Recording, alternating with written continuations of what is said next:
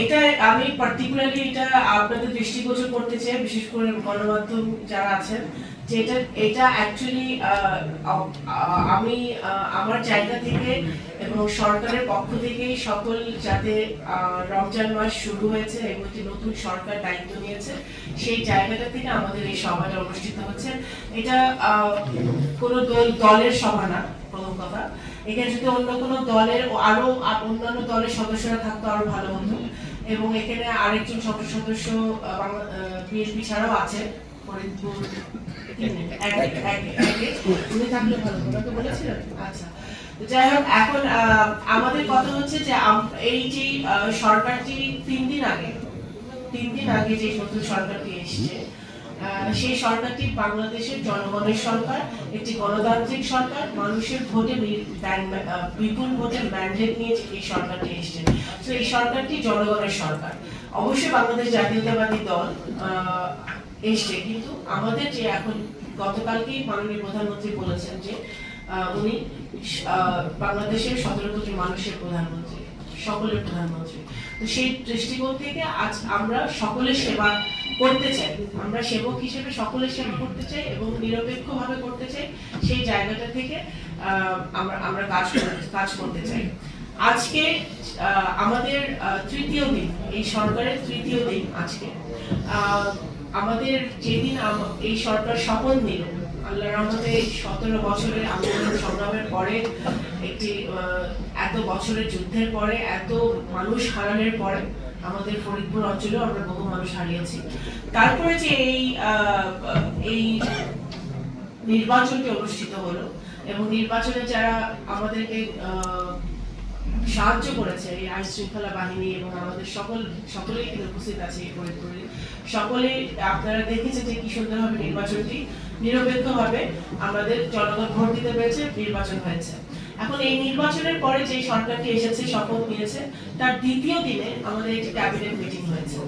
তারপরের দিনে cabinet meeting হয়েছে, সেখানে মাননীয় প্রধানমন্ত্রী জনাব তারেক রহমান সাহেব খুবই পরিষ্কারভাবে শুধু আমাদেরকে নয়, 300 সংসদ সদস্য এবং আরো যারা আছেন কর্মকর্তারা, সবাইকে উনি নির্দেশনা এটাই একটাই ছিল যে আমরা জনগণের সেবা করার জন্য এসেছি, আমরা যে প্রতিশ্রুতি দিয়ে আসছি, আমাদের ইশতেহারে যা আছে সেটা আমাদের বাস্তবায়ন করতে হলে ডে 1 থেকে আমাদের কাজ করতে হবে,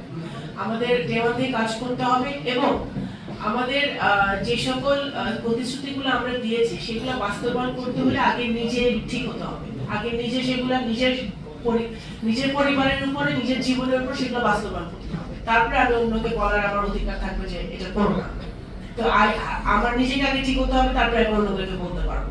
তো সেইটা উনি আমাদেরকে চোখে আঙুল দিয়ে দেখিয়ে দিয়েছেন, এবং আমরা যাতে সঠিক পথে থাকি সেটাও, কারণ একটি সরকার অনেক যুদ্ধের পরে, অনেক আশা আকাঙ্ক্ষা নিয়ে কিন্তু এই সরকারটি এসে, এবং জনগণের অনেক আশা আছে আমাদের এই সরকারের উপরে। সুতরাং আমাদের এই কোনোভাবেই এটাকে হেলাফেলা করে দেখার কোনো সুযোগ নাই। বিশেষ করে যেহেতু আজকে রমজানের দ্বিতীয় দিন, আমাদের রমজান মাস চলছে, সবচেয়ে বেশি গুরুত্বপূর্ণ হচ্ছে আইন শৃঙ্খলার পরিস্থিতি স্বাভাবিক রাখা, ভালো রাখা, জনগণের মনে যাতে শান্তি থাকে, তারা যাতে রমজানটা সুন্দরভাবে পালন করতে পারে, সুন্দরভাবে ঈদ পালন করতে পারে, সেই জায়গাটা আমাদের খুবই জরুরিভাবে আমাদের দৃষ্টিপাত করতে হবে। তৃতীয় হচ্ছে দ্রব্যমূল্য, যেটা আমরা ইতিমধ্যে কথা বলেছি, দ্রব্যমূল্য কিভাবে নিম্নমুখী রাখা যায় সেটা নিয়ে আপনাদের আলোচনা আজকে খুব একটা হয়নি, কিন্তু এরপর আপনারা আলোচনা করবেন। আমাদের কমার্স মিনিস্ট্রি থেকে শুরু করে যে সকল মন্ত্রণালয় এর সাথে কাজ করছে তারা ইতিমধ্যে কাজ শুরু করেছে, এবং যাতে দ্রব্যমূল্য না বাড়ে, যা বেড়েছে দ্রব্যমূল্য আরো যাতে না বাড়ে সেই দিকে সরকার সচেষ্ট আছে।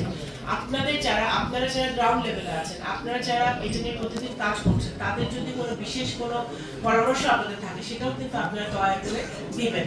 আমি পরিষ্কারভাবে বলতে চাই, আমি আপনাদের সহকর্মী হিসেবে কাজ করতে চাই, আমি আপনাদের সহকর্মী, আমি আপনাদের আমি মন্ত্রী প্রতিমন্ত্রী হিসেবে এখানে বসিনি, আপনাদের সহকর্মী হিসেবে একটা টিম ওয়ার্ক করতে চাই। আমরা যে টিম ওয়ার্ক করতে পারি, সবাই মিলে কাজ করতে পারি, তাহলে আমরা ফরিদপুর জেলাটাকে সুন্দর রাখতে পারবো, সেটা গুরুত্বপূর্ণ।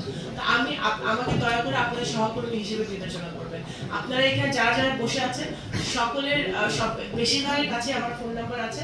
আপনাদের যে কোনো সমস্যা আপনারা যদি সরাসরি আমাকে অবগত করতে চান সেটা আপনারা অবশ্যই করতে পারেন, এবং আমি চাইবো যে আপনারা করেন, কারণ আমাদের সমস্যা আছে। আমাদের একটা ভাই এখানে বলেছে, একজন স্টুডেন্ট, যে আমরা এখানে চার দেয়ালের মধ্যে গল্প করে গেলে হবে না, আমাদের সমস্যার সমাধানের অ্যাকশনেবল কিছু দেখাতে হবে, আমাদের অ্যাকশনে যেতে হবে। আর কিছু এইটা দ্রব্যমূল্য এবং আইন শৃঙ্খলা পরিস্থিতিটা আমাদের পুলিশ সুপার সাহেব ইতিমধ্যে বলেছেন, ওনাদের কিছু সীমাবদ্ধতা আছে, সেগুলো অবশ্যই আমরা দেখবো, সরকার দেখবেন যত তাড়াতাড়ি সম্ভব। কিন্তু আমাদের আইন শৃঙ্খলা ব্যবস্থাটা স্বাভাবিক রাখতে হবে, সেটার জন্য যা যা করার দরকার, আপনাদের যা যা সহযোগিতা লাগে, বাড়তি কোনো সহযোগিতা লাগে, সেটাও সরকার দেওয়া হবে, সরকার থেকে করা হবে, যদি আমাদের আইন শৃঙ্খলার ব্যবস্থা স্বাভাবিক রাখার স্বার্থে। মাদক নিয়ে সবাই কথা বলেছেন, এটা নিয়ে মাদক নিয়ে ঘরে বসে কথা বললে হবে না। মাদক নিয়ে আমাদের কিছু মানে স্ট্র্যাটেজিক কিছু ডিসিশন নিতে হবে, কিছু প্ল্যান করতে হবে। সেইটার জন্য কিন্তু আমাদের যেটা কিছু পরামর্শ আছে, আপনি যেটা বলেছেন যে একেবারে হার্ডলাইনে যেতে হবে, কিছু আপনাদের ধরতে হবে, দৃশ্যমান কিছু দেখাতে হবে, কারণ ভয়ের একটা এখানে ব্যাপার থাকে, ঠিক আছে? দৃশ্যমান কিছু দেখাতে হবে, এবং যেটা সোশ্যাল অ্যাওয়ারনেসের কথা যেটা বললো সামাজিক ভাবে, সেটাও আমাদের চালিয়ে যেতে হবে, কিন্তু লং টার্মের ব্যাপার। কিন্তু আপনাদের শর্ট টার্মে আপনাদের অ্যাকশনেবল কিছু দেখাতে হবে। যারা মাদক ব্যবসা করে এবং যারা মাদক সেবন করে তারা তো ভিকটিম, আমি মনে করি যেভাবে হোক তারা ভিকটিম হয়ে গেছে, তাদের নিরাময় আলাদা হবে। যারা মাদক ব্যবসায় যার সাথে জড়িত তাদেরকে ধরার জন্য আপনাদের কিছু বিশেষ কর্মপন্থা অবলম্বন করতে হবে এবং সেটা কাজ করতে হবে। সেটার জন্য আপনাদের সরকার থেকে যা যা সহযোগিতা লাগে আমার মনে হয় আপনারা পাবেন। আমি অনেক কিছু আলোচনা হয়েছে, আমাদের অবকাঠামোগত সমস্যা, আমাদের স্বাস্থ্যের সমস্যা, আমাদের এলজিডি যে বললেন, যে এলজিডি ব্যাপারে একটা কথা বলতে চাই, আমাদের ভাঙার রাস্তা তো আছে, যেটা করতেই হবে, যেটা একেবারে টিউ, এটা তো যত তাড়াতাড়ি সম্ভব এটার কাজ শুরু করতে হবে। কিন্তু আমাদের গ্রামে গঞ্জে কিন্তু রাস্তাঘাটের অবস্থা খুবই খারাপ, প্রত্যেকটা সেটাই কিন্তু আমার মাথায় আছে, এবং সেটা প্রকল্প তুলে যাতে তাড়াতাড়ি আমাদের নেওয়া যায়।